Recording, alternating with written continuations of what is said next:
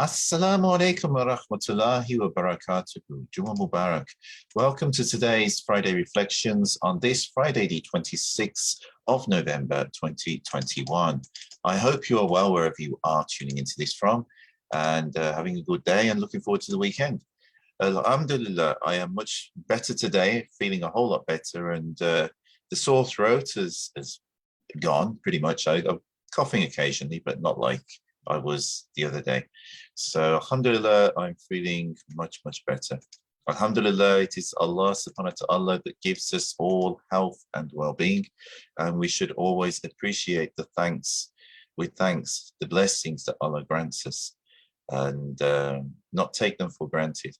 And one of the most important ones which we really depend on throughout our lives is our health.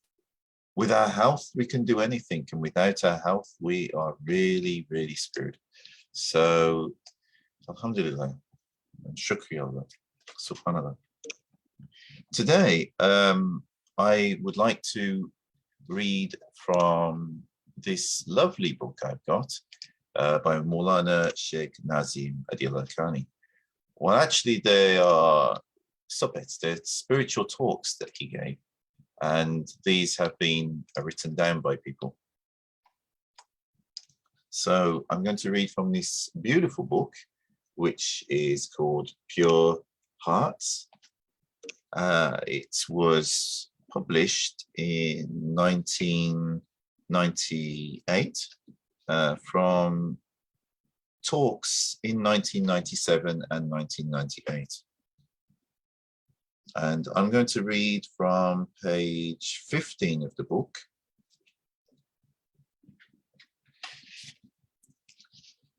A never-ending Worlds of Enlightenment.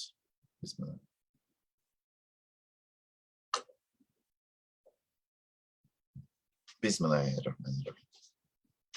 If we have no connections to heavens, we will be like a cassette, only able to speak as long as there is a recording on it.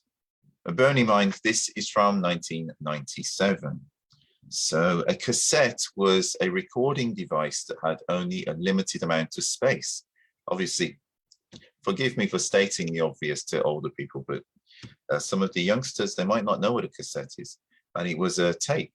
And you could record it, and it would record 45 minutes on the one side and 45, and you turn it around and it could record 45 minutes on another. Or some of them were only half an hour long. So this is what Mawlana is talking about. If we have no connection to heavens, we will be like a cassette, only able to speak as long as there is recording on it. When it is finished, we will stop. We ask for something which is never-ending. We are preparing ourselves to reach a never-ending life with never-ending power, knowledge, wisdom, feelings, and understanding. We are running after never-ending qualities. That is our pleasure.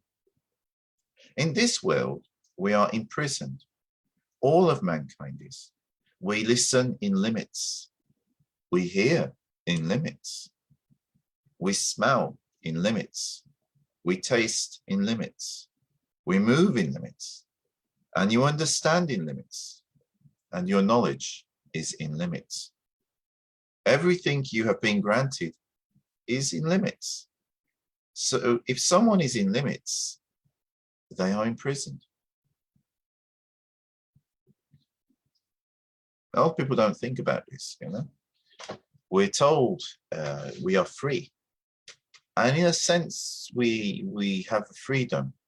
We have a freedom to do a lot of the things that we want to do.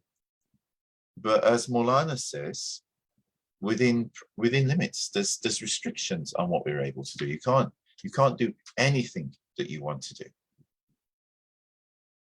And alhamdulillah, that's a good thing.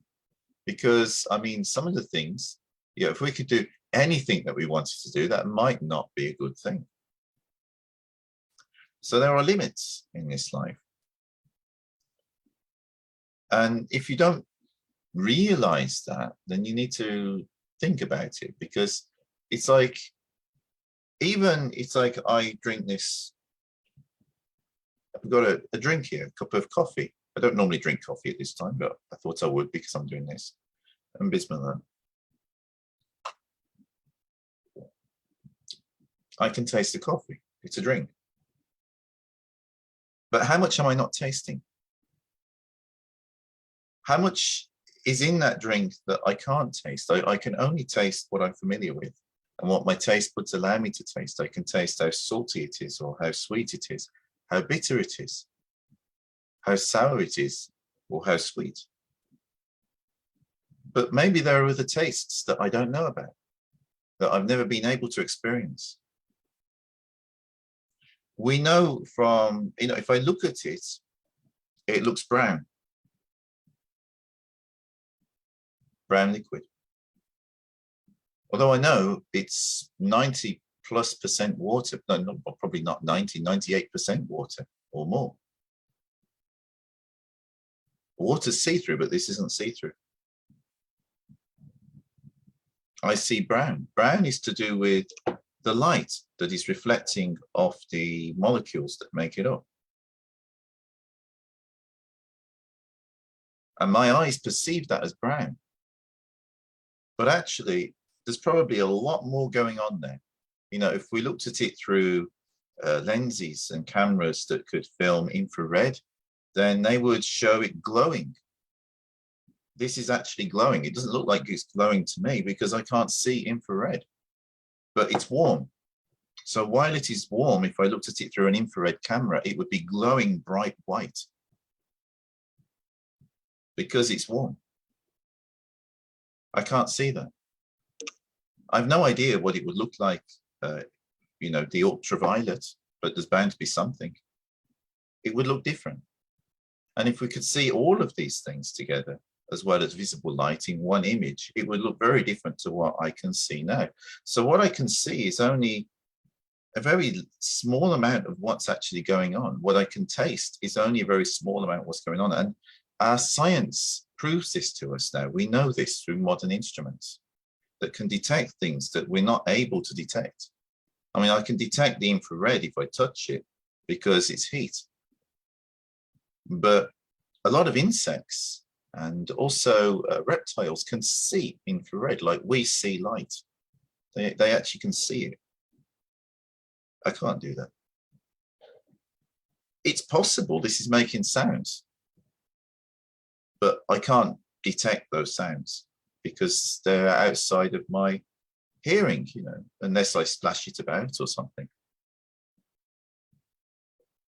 And that's just a cup of coffee.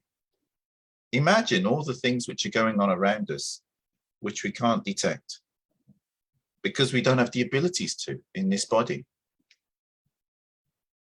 And as modern sciences, through advanced instruments, have been able to shed some light on that. But again, they're only perceiving things in limits too. They're only detecting things within limits. And every year that goes by, they develop some new piece of scientific equipment which is able to detect more than what was able to be detected last year or a few years ago. We don't know the ends of those limits. We really don't. So we only go aware that there are limits. Also in this life, I can walk along, I can move around, but I can't fly. I might think that's ridiculous, but because we're held down by gravity. But is it ridiculous? If we're in a spacesuit and we're in space, we can actually, in a sense, fly around the International Space Station, if we go for a walk there, because there isn't gravity in space. Or there is, but it's not the same. It's not as strong as the gravity that you'll have on a planet. So I hope you can see just from this, there are limits. Even for the richest, most powerful people on this earth, they are still bound by those limits. But what Mawlana is saying is, he is striving, and people who follow this path of tariqah, we are striving for that which is never ending, which is ongoing. Never-ending power, knowledge, wisdom, feelings and understanding, something which is way beyond anything that any of us can experience in this life. I'll continue to read from the book. The Lord of Heavens has given everyone a chance to use these limited powers to make a connection to never-ending worlds, never-ending universes, and never-ending oceans. You are like a drop. When you reach the ocean, you will become the ocean. You will be finished. You cannot take it back. It belongs to the ocean and you will become part of it. It will be the ocean. Everyone has this chance. If you don't take it, you will always be in limits. The ones who have reached a connection to heavens are in the never-ending spheres. The first level of heavens, the second heaven, the third heaven, each level gets larger and larger and includes the previous one. The second includes the first, the third includes the second, the fourth, the third, the fifth, the fourth, the sixth, the fifth, and the seventh, the sixth. That is the limit for creatures. Only prophets are allowed to move beyond. This is what happens when the drop becomes one in the endless oceans. Lucky are the ones who ask to be connected to heavens, those who are interested. Those who don't during their lifetime must reach a connection in the last moment. It is impossible for anyone to reach the last moment without having a connection to heavens. Some people reach the level of the first heavens, but do not have enough to pass over the next. Allah the Almighty causes some people to belong and to be connected to earth, others to heavens. Those who never reached any connection during their lives will reach the level of the first heaven, but cannot pass through it to the next, because they belong much more to earth than to heavens. Finally, everyone must reach heavens, but if you can reach it now by using heavenly steps, you will get higher. If you do not, you are like an insect or a creature who only walks on earth, unable to get up. People must come back to their connection. Those who are connected to heavens will reach the enlightened worlds. The souls who are not interested in heavens, only in this earth, will continue their traveling, development, improvement, and their interest without reaching any lights. Their enjoyment will come out of darkness, out of the worlds of darkness. They will never find any enjoyment in the worlds of light.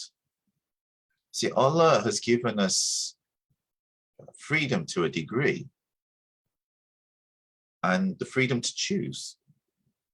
We have the choice whether we pursue a path that returns back to Allah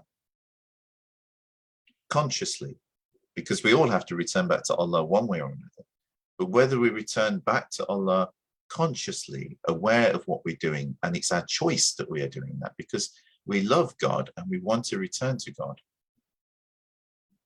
All of us will return to God in one way or another, but if you're in denial of it, your experience is going to be different from someone who is returning back like the lover to the beloved.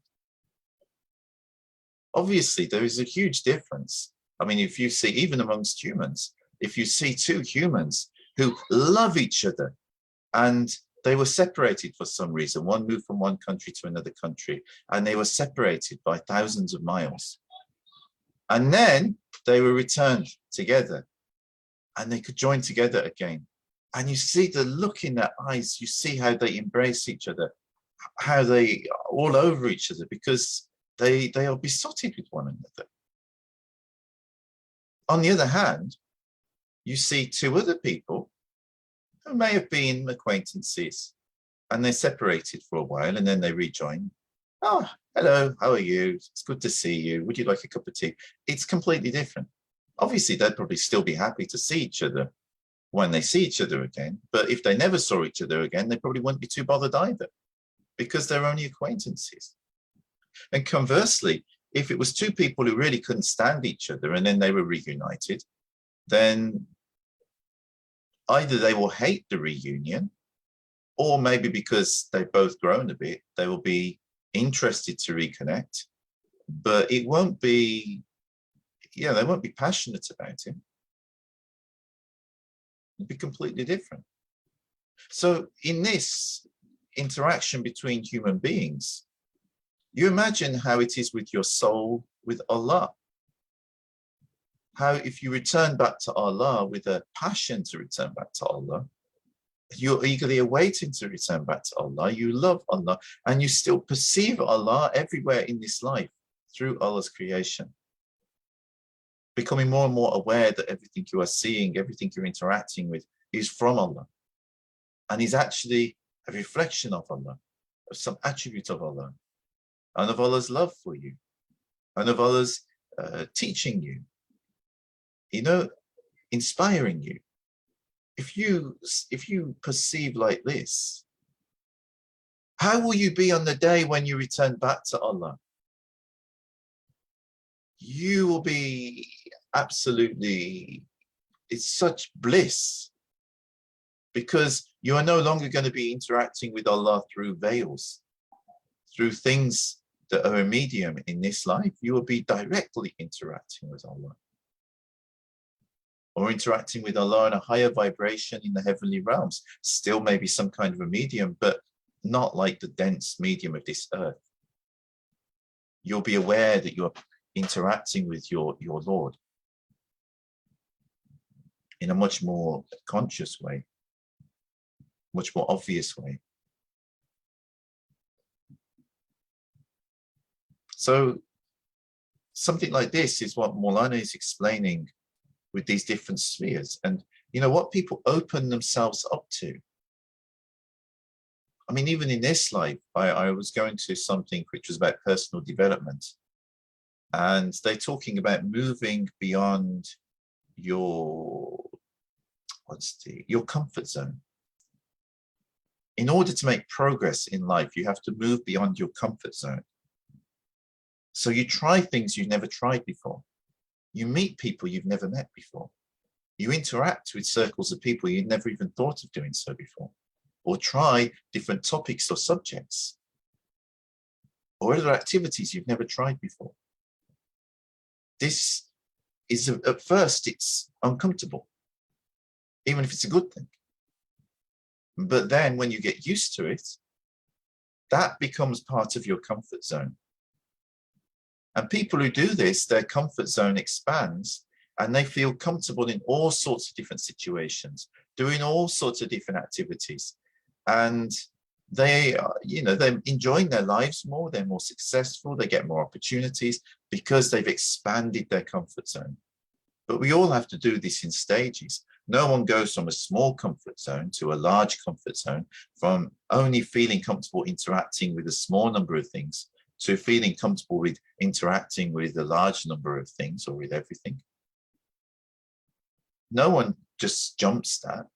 Everybody has to go through stages. Some people go through those stages quickly, some take longer. In a similar way, when it comes to spiritual things, the more a person opens themselves up to it, the more they will be able to experience and appreciate and interact with. That starts here while we're in this life. But wherever we are at that point when we leave this life, that's where our soul is when we're in the next realm.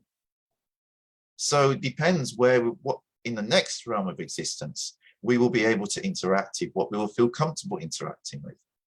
And those who feel comfortable interacting with so many things will obviously be in a different environment spiritually and have a different experience to people who are very limited in this life as to what they felt comfortable interacting with.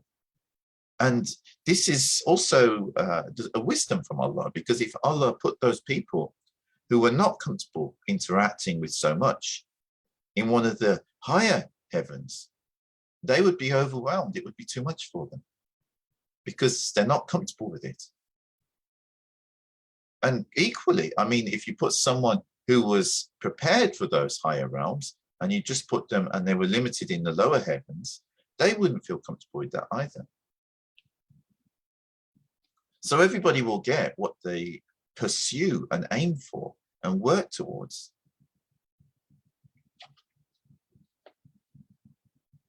Mawlana continues, people must come back to their connection. Those who are connected to heavens will reach the enlightened worlds.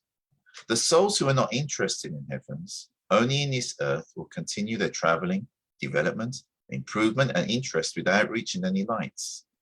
Their enjoyment will come out of darkness, out of the worlds of darkness. They will never find any enjoyment in the world of lights. It is important in the life of man to ask for a connection to the enlightened worlds. You cannot do this without contacting someone from that world. If you ask for lights, you must ask for an enlightened person who is connected to the enlightened worlds. People who live in darkness cannot give you lights. You will become like them on earth, under earth, or on the first, second, or fourth, fifth, sixth, seventh level of darkness. Like the levels of light, every new level of darkness includes the previous one.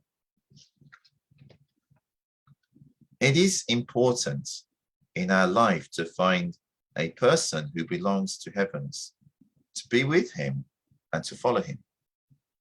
So you see, this is the principle that you need a teacher, you need someone who is further along the path than yourself, so that they can help you reach that. It is like apprenticeship system.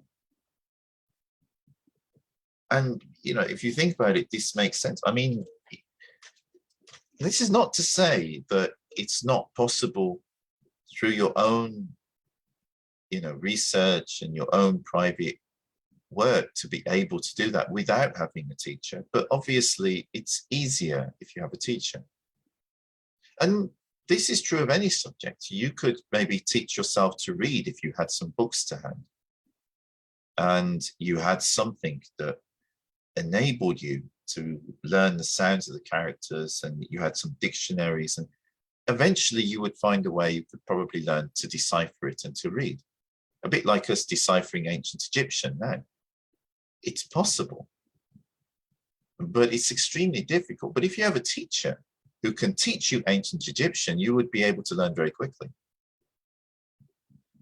In a similar way, on the spiritual path, if you meet someone who has done more work in this area on themselves and themselves traveled to another level of experience, another level of consciousness, then they can help you in a more easier way. They can smooth the road. And this is basically what Mawlana is saying here. But he's also pointing out, as well as levels of heavens, there are levels of darkness. Now, light is a euphemism for enlightenment, for understanding, for wisdom, and for openings and things of this kind. Darkness is a euphemism for ignorance, for being deluded, for being misguided. For basically, we can shroud ourselves.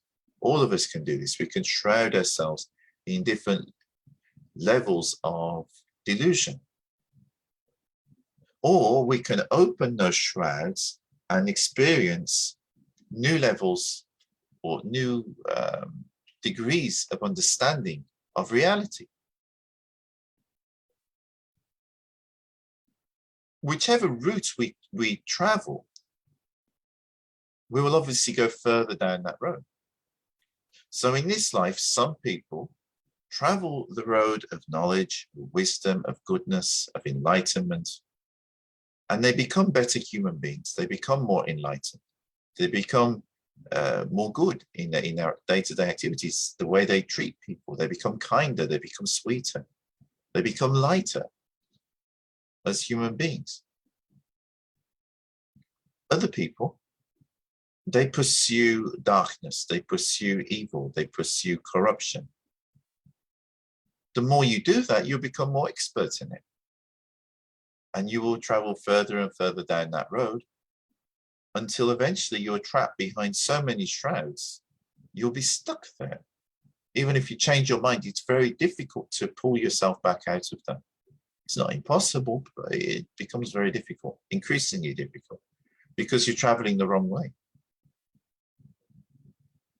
And everybody will get rewarded for what they have done. So if people have traveled down that road, Allah is just, Allah will reward them by they have more darkness because they're seeking it, they're looking for it, they're traveling towards it. But equally, the people who travel towards the light, towards right, towards good, they will get increase in this as well.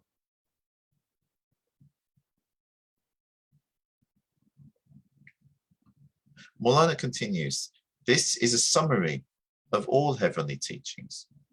Unfortunately, our physical desires usually pull us into the worlds of heaviness and darkness. Physical lights depend on those dark worlds. Without our bodies, our souls could never become enlightened. People are mostly imprisoned in their physical bodies. Only a few out of hundreds or thousands, 10,000s, 100,000s or millions of people, a very small group, is able to be interested in the enlightened world. If you are, you must reach it. Nowadays, people are usually interested in their physical desires, even though these come and go so quickly, to finish and to vanish. Spiritual enjoyment, peace and contentment continues endlessly. Our mission is to call people out of the darkness of their physical bodies into the lights of enlightened souls in the divine presence. Every second, their enlightenment will increase in a never-ending enlightening. The never-ending enjoyment continues. The never-ending beauty continues. The never-ending wisdom continues. Never-ending, never-ending. They will belong to the never-ending worlds. That is the honor and target of mankind, to endlessly belong to the never-ending worlds.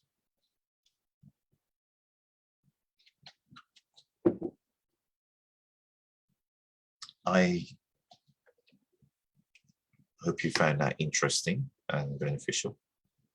And inshallah, may Allah make us all among those who are striving for those never-ending worlds, towards enlightenment, towards light and blessings and goodness, connectedness, unity, and towards the true reality.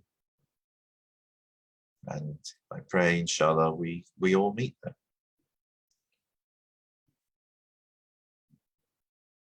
If you find these videos, podcasts useful and beneficial, please don't forget to subscribe to the Instagram, Facebook, and YouTube channels where I either go live or I post these videos, and my website at paulsarmstrong.com.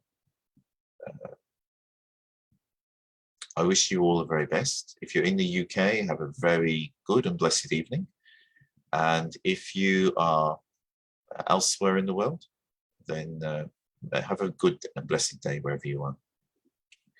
Before I go, I would also like to wish all of my Jewish brothers and sisters, if any of them happen to tune in and watch this, a happy Hanukkah, which I believe is starting in the next couple of days.